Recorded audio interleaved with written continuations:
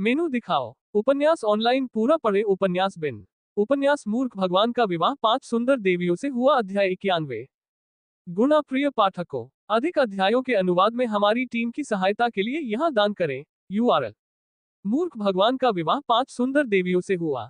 C91। Pub future द्वारा विज्ञापन। Alex ने आलस से अपनी पीठ को फैलाया जिससे हल्की चटकने की आवाज आई। उन्होंने कुछ दिनों से प्रशिक्षण नहीं लिया था जिसके कारण उनकी मांसपेशियां कठोर हो गई थी। युद्ध की तैयारी के कारण पूरी राजधानी कुछ दिनों तक सक्रिय रही। एलेक्स सारा खाना और जरूरी चीजें इकट्ठा करके रखना चाहता था ताकि अगर कुछ गड़बड़ हो जाए तो वह तैयार रहे। भले ही उसे जीत का 100% भरोसा हो, फिर भी वह सबसे खराब स्थिति के लिए योजना बनाएगा। एलेक्स रिया के साथ नवनिर्मित गोदाम में गया जो लकड़ी के बक्सों और टोकरियों से भरा हुआ था। एलेक्स की आंखें चमक उठी जो उत्साह से भरी हुई थी।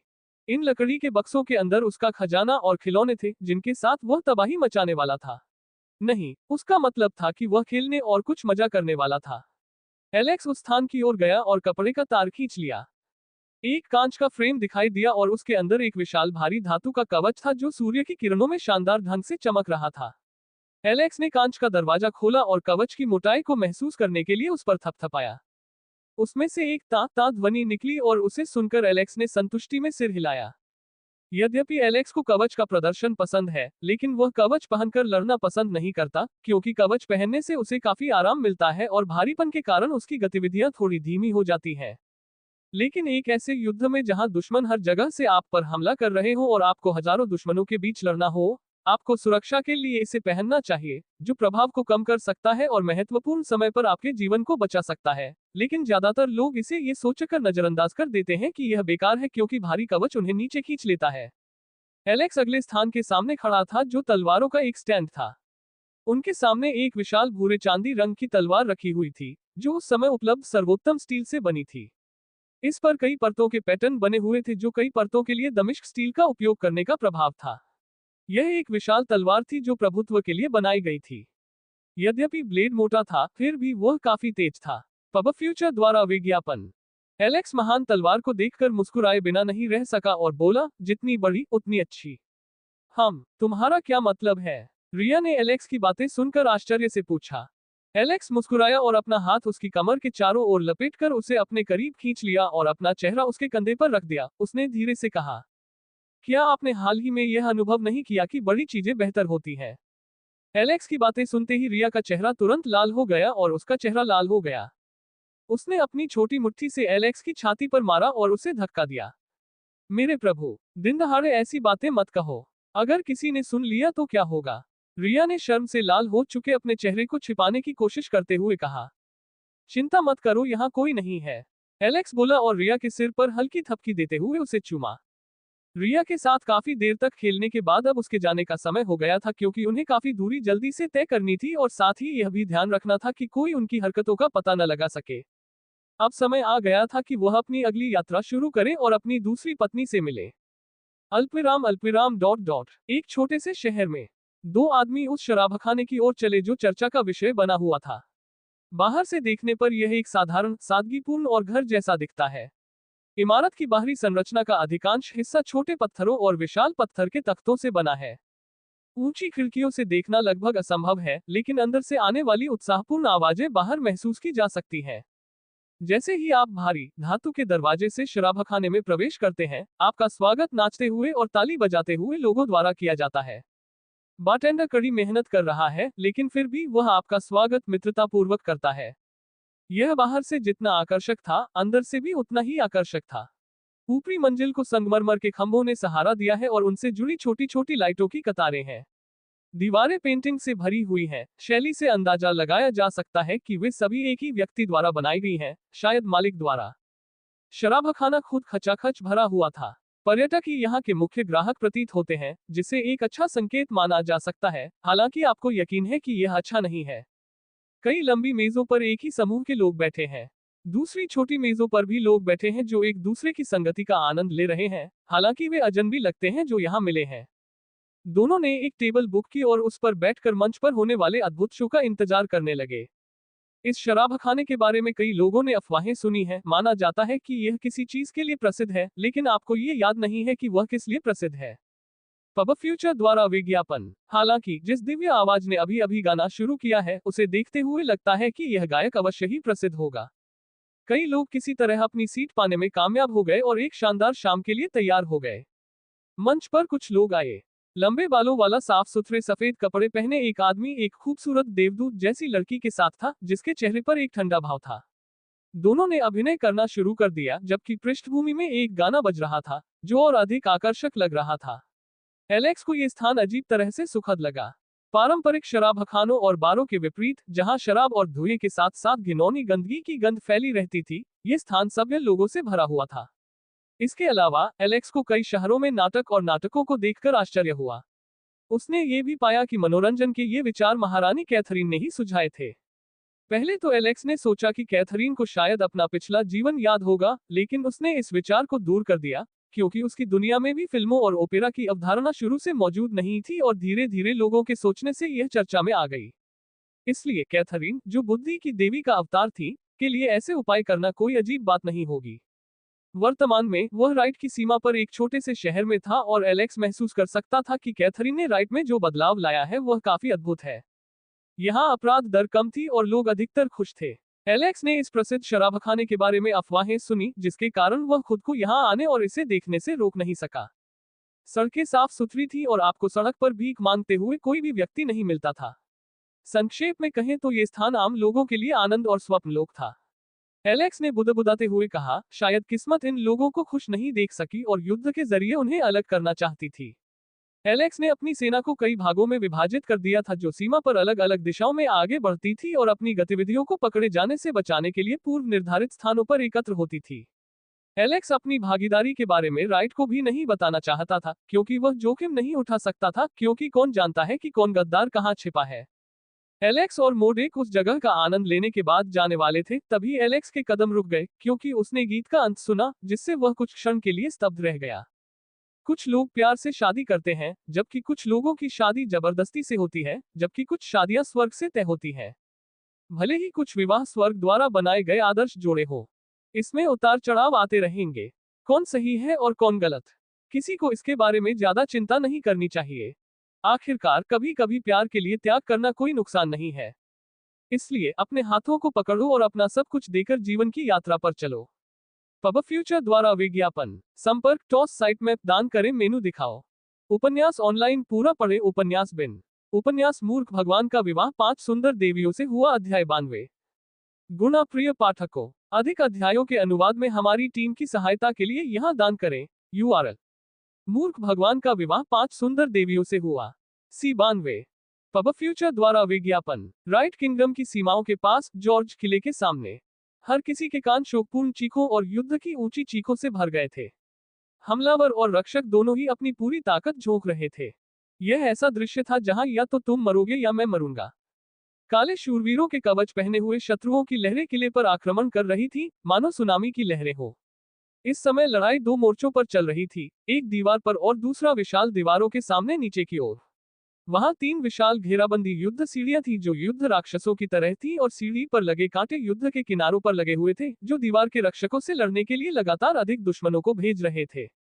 हुकों के कारण घेराबंदी की सीढ़ियों से छुटकारा पाना कठिन हो गया था और लगभग 200 दुश्मनों का दस्ता जमीन पर सीढ़ियों की रक्षा के लिए आक्रामक रूप से लड़ रहा था, जिसे कुछ दूरी पर और भी अधिक दुश्मनों का समर्थन प्राप्त था।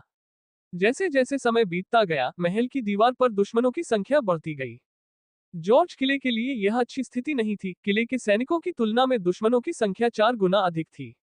जब पहले से ही थके हुए सैनिकों को पीछे धकेला जा रहा था, तो एक पीले रंग की प्रकाश किरण निकली, जिसने एक ही क्षण में 10 सैनिकों को काट डाला।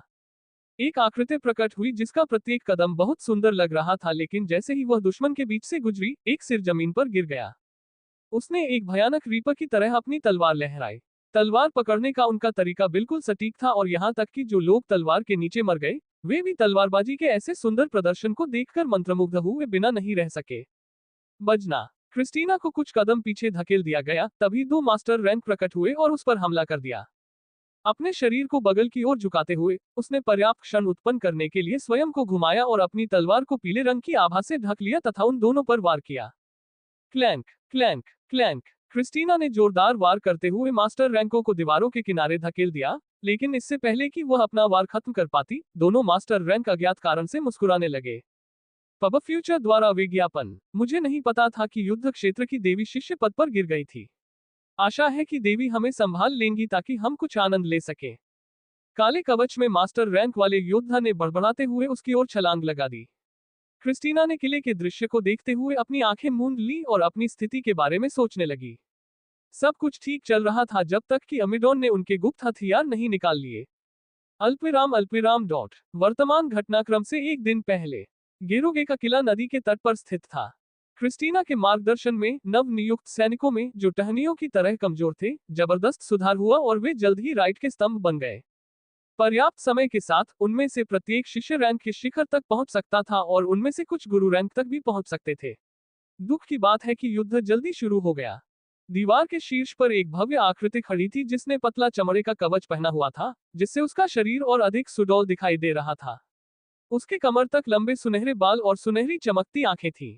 वह सामान्य महिलाओं की तुलना में काफी लंबी थी और उसकी ऊंचाई 181 सेमी थी तथा उसकी लंबी पतली टांगें थीं।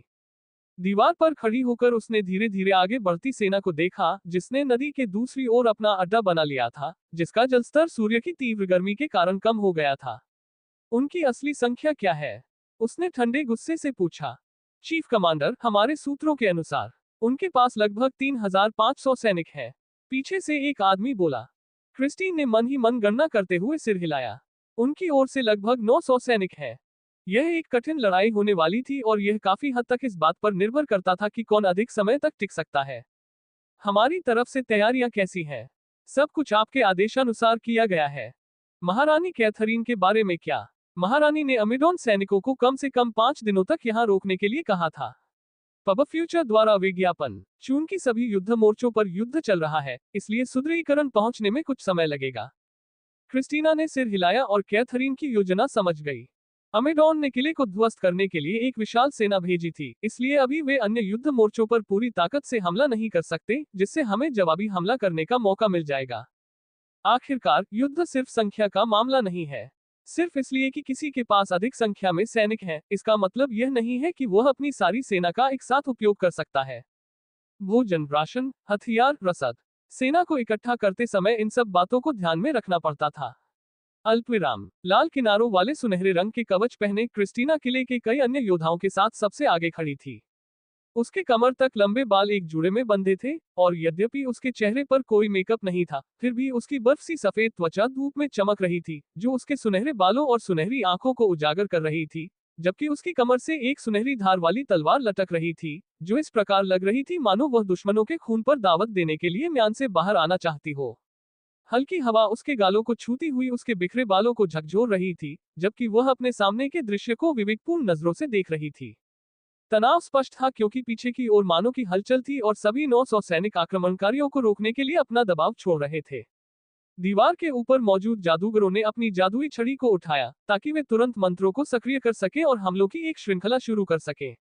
तनावपूर्ण युद्ध के मैदान पर विशाल सेना में से एक आदमी निडर होकर बाहर आया और किले की दीवार के पास खड़ा होकर चिल्लाने लगा। क्रिस्टीना, जिन्हें युद्ध की देवी के रूप में जाना जाता था, हम आपसे समझदारी की प्रार्थना करते हैं। हम खून खराबा नहीं चाहते। हम यहाँ सिर्फ उस जमीन को लेने आए हैं जिस पर हमारा हक है।